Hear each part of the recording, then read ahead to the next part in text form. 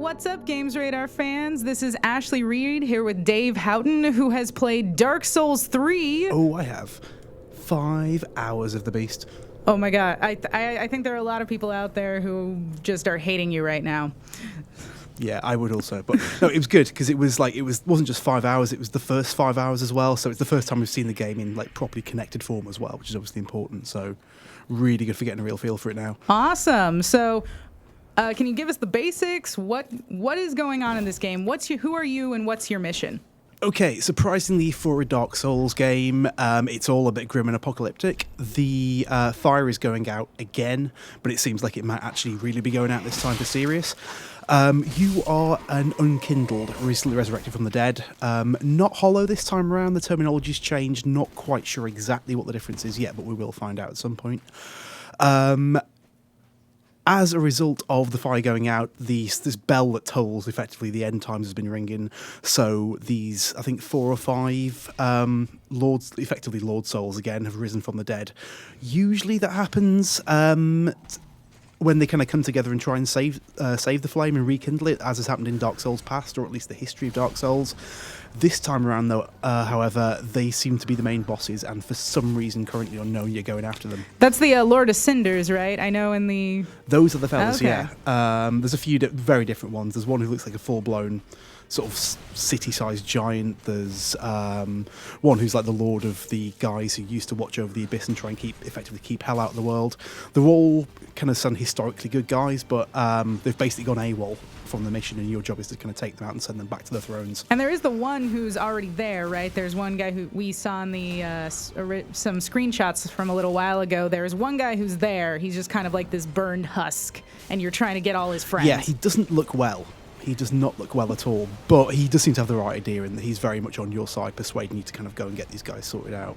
Obviously, the other bonus is that, as is always the way, you go out, you kill things. The more you kill, the more powerful you get. Of course. Because you mentioned the thrones. These thrones are all in the new Firelink Shrine, which is a much more cavernous, kind of huge, almost temple type of arena now, with a much more mobile, much more talkative Firekeeper, who's like a lot like the doll in Bloodborne. They're very, very similar. That's something I noticed too.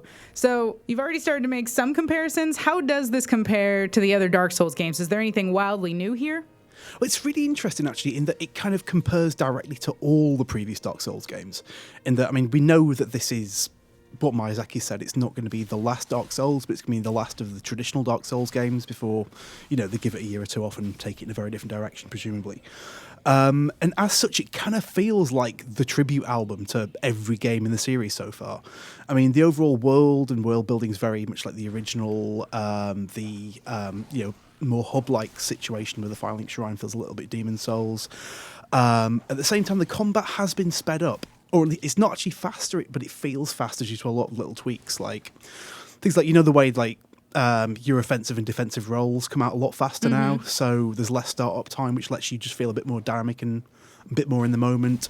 You don't lose much speed at all when you put your shield up. I mean, your stamina still gets stalled out as usual, but you can basically go in and come out defending really fast as well. I mean, it doesn't make the game too easy because the enemies have been scaled up as well. They're all still very much in that classic dueling type situation where just one or two of them can cause you major problems if you're not careful. But they're much quicker to punish you as when you make a mistake as well now. Yeah, I got myself into some trouble. I played as the Herald when I was doing the little part of the demo I got to see, and I'm like, oh, I'm so much faster now with my spear. And I went for a stab, and I saw that I missed it. I saw them coming down. I'm like, no, and no. Yeah, it's just when you can see it, just that moment too late, but you're screwed. It's really good for that, actually. I think it's a classically kind of Miyazaki kind of trap, effectively, in that it's like, yeah, you are faster, you are now more effective, but that's kind of there to taunt you into being rash more than you used to be as well. It's like, that will bite you on the ass. You were okay. Yeah. Sorry. Oops. Oh, that's so unfortunate for you. And it sounds like, and obviously when you say that it's faster, the immediate comparison is to Bloodborne. How like Bloodborne is Dark Souls 3? Are people who like Bloodborne gonna like this? See, this is the interesting thing. I mean, when I said a minute ago that it plays kind of like a sort of greatest hits album of Dark Souls, it's kind of not. It's the greatest hits of everything from I've done since Demon Souls, really, and Bloodborne is a huge part of that. I mean, you'll notice it in a superficial sense in just kind of, just it's a bit more fluid, it's a little bit faster. But then the second part of the demo, which, I mean, the first part was in a classically kind of medieval ramparts kind of situation, very much like, say, sort of a pretty version of the Undead Burg in the first game. The second section takes you to an undead village, which is like, if assets haven't been lifted, they've been very closely modelled on, say, the Witch Village in quite near the beginning of Bloodborne. Oh, yeah. It's got that really open-ended, really organic, kind of flowing, multi-directional kind of, that broken-down rural vibe. The enemies suddenly become these tall, slender guys with pitchforks who are very much like the enemies there. And then suddenly the pace changes because the way you interact with the enemies is very different. You suddenly realise that because they're quite powerful but quite slow, and you're a bit faster and more manoeuvrable than you were, getting stuck in really fast is good. And at that point, it basically just turns into Bloodborne, which is no bad thing at all. But it's kind of strange in that you are still using Dark Souls systems, but the game flow feels much more like BB than it does DS. Okay. Are you thinking that, because it sounds like one area of the demo was more Dark Souls-y and one area of the demo was more Bloodborne-y?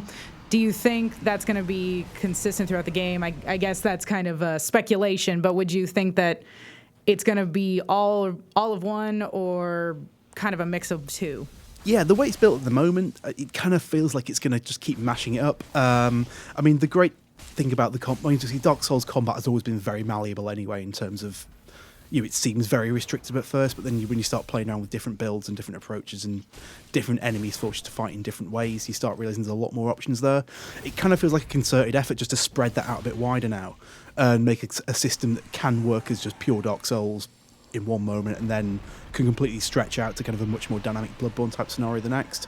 Like I said, it all comes back to the idea that it feels like they're trying to squeeze everything they've done well over like the last 8 years into one game at the same time. So I think it'll ebb and flow, and I think it'll probably be dictated by environmental design and enemy behavior as it always is. Okay, and that sounds like probably a pretty good guess.